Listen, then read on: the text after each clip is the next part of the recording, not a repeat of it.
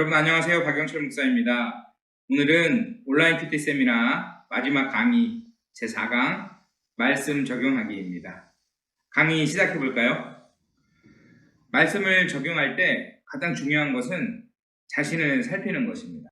시편 1편 1절 여러분 많이 아시죠? 복이 있는 사람은 악인의 길을 따르지 아니하며 라는 구절이 있습니다. 처음 묵상을 시작할 때 저는 이랬던 것 같아요.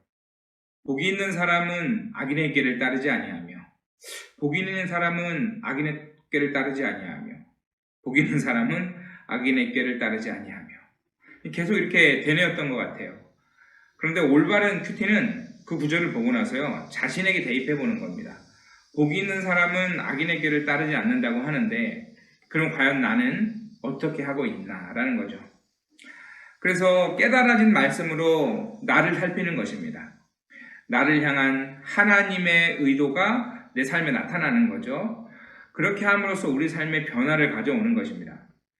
또 묵상은 종일 묵상의 은혜가 큽니다. 어떤 말씀은 금방 깨달아지는 말씀 또 금방 적용되는 부분도 찾아지는데 어떤 날은 말씀이 이해도 되지 않을 뿐더러 또 이해됐다 하더라도 어떻게, 언제, 어느 영역에서 내가 적용해야 될지 알 수 없는 때가 있습니다. 그럴 때는요, 종일 묵상하고 또 오늘이 아니더라도 오늘 했던 묵상이 한참 후에 적용할 것이 어디인지를 또 알게도 되는데요. 사탕은 빨아도 달고 또 진리는 묵상하고 묵상하면 할수록 은혜가 되는 것이죠. 적용도 마찬가지이기 때문에 여유를 가지고 오늘 당장 적용이 되지 않는다고 할지라도 하나님의 말씀을 되뇌이고 나에게 적용해 보는 이 과정을 통해서 적용할 수 있는 부분이 점점 더 잘 훈련되고 또 쉽게 적용할 수 있는 부분이 알아지는 것이죠. 그러므로 적용을 할 때 오늘 적용이 되지 않는다고 해서 급한 마음을 가지실 필요가 전혀 없다라는 것 기억하시기를 바랍니다. 다음으로 적용의 3P입니다. Personal, Practical, Possible입니다. 첫 번째, 개인적으로 적용하셔야 되고요. 이 말씀이 내게 너무 좋은데 이 말씀을 다른 사람에게 적용하면 오역이 되거나 또 그 말씀을 통해서 하나님은 나의 마음과 생각을, 나의 인격을 변화시키기를 원하시는 것이지 그 말씀을 가지고 다른 사람을 변화시키는 것은 두 번째 일인 것이죠. 여러분 골로새서 3장 18절 말씀에 이 구절이 있어요. 아내들아 남편들에게 복종하라 주 안에서 이것이 마땅하니라. 그래서 이 말씀을 보면서 아내 스스로 깨닫고 아내가 자신에게 적용하라고 주시는 말씀이지 이 말씀을 남편들이요 딱 붙잡고 아내에게 적용시킬 말씀이 아니라는 거예요. 그래서 첫 번째 적용은요 자신에게 주어야 하는 개인적인 것입니다. 또 두 번째로 적용은요 구체적이어야 합니다. 적용을 하기는 하는데 구체적이지 않으면 실제로 적용하기가 어렵고 적용하는 것도 굉장히 더디고 나중으로 미루게 되죠. 또한 마지막으로 적용은 실천 가능한 것이어야 합니다. 너무 크거나 또 너무 어렵거나 지키기 어려운 것들을 해서는 변화가 좀처럼 일어나지 않죠. 예를 들어서 말씀을 묵상했는데 오늘 말씀을 묵상한 결과 내가 성경책을 조금 더 봐야겠다라는 생각이 들었습니다.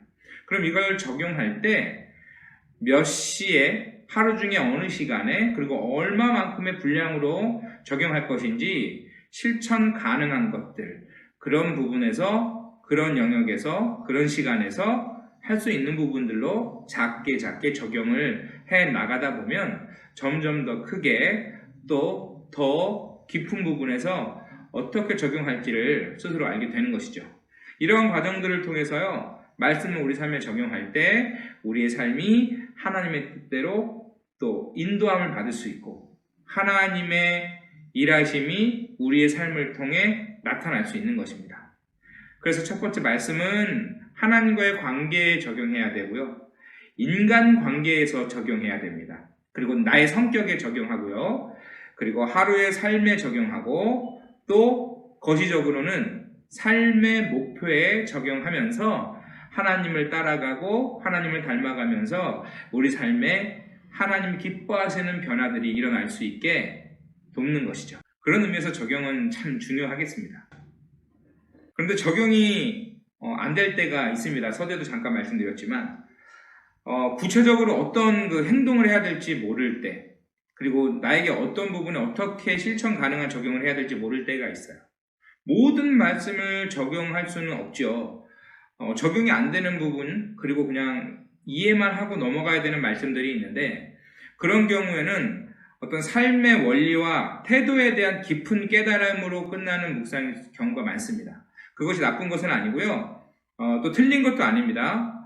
어떤 경우는 우리의 행동 지침을 변화시키는 또 그런 것을 성경을 통해 하나님이 우리에게 요청하시는 부분들이 있지만, 하나님은 묵상을 통해서요, 우리가 이 새로운 말씀과 진리를 깨달으면서 우리의 생각이나 우리의 마음에 어떤 의식 전환을 주시기 위한 그러한 은혜의 차원도 있습니다. 그래서 이런 경우에는 나의 외적인 행동이 변화받는 것이 아니고 우리의 어떤 내적인 태도, 그리고 성품과 우리의 성향이 변화받는 과정으로 이해할 수 있는 것이죠.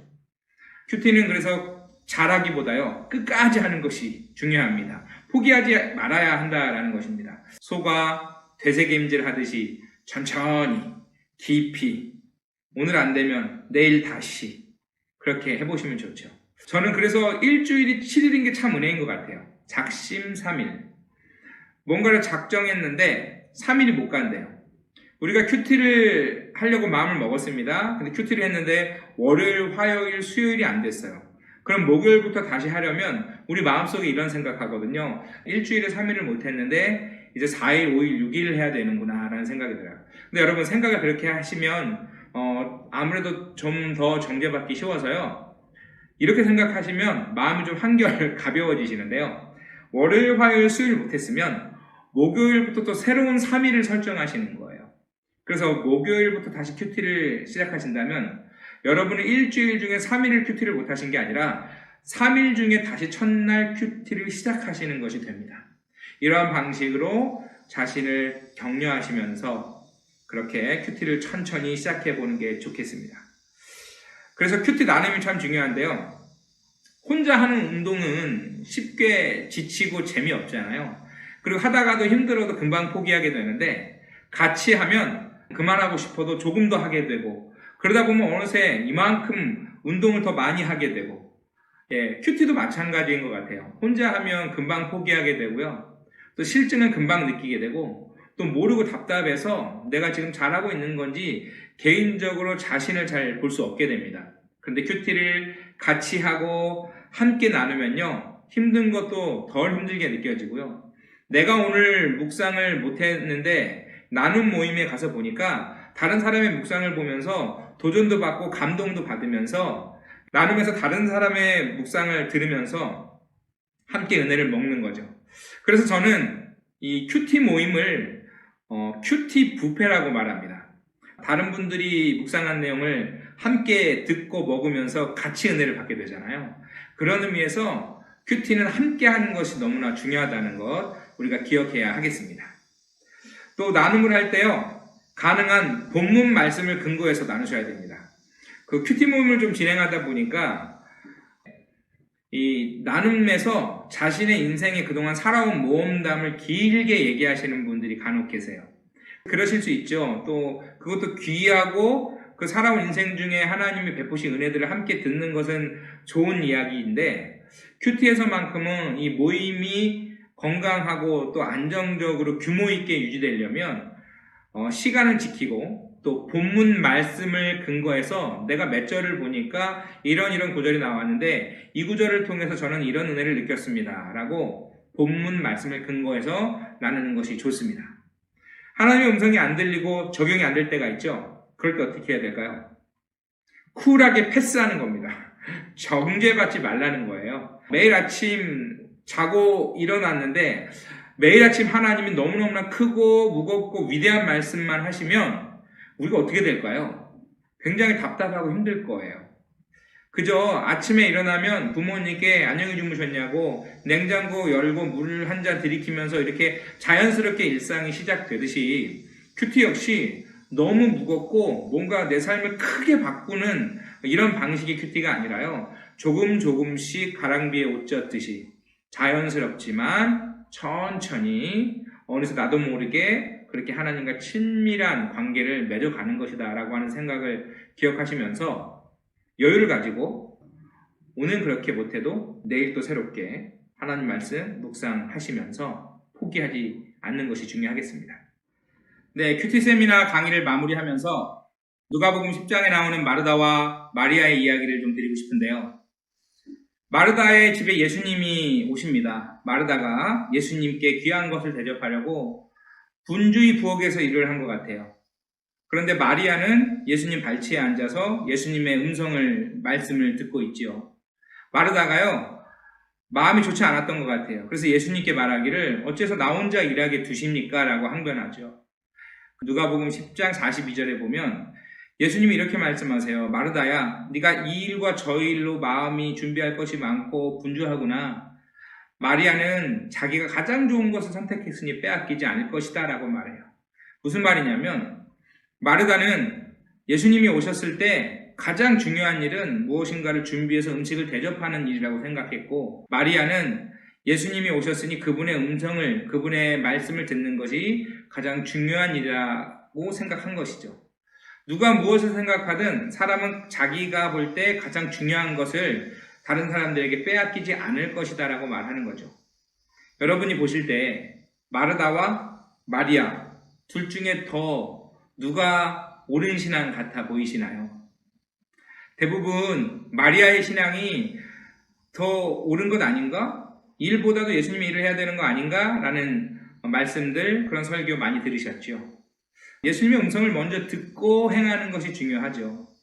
그런데 저는 이렇게 말씀드리고 싶어요. 큐티가요, 하나님의 음성을 듣는 것이기도 하지만 그 음성을 듣고 마땅히 해야 될 일을 잘 감당하는 것이다.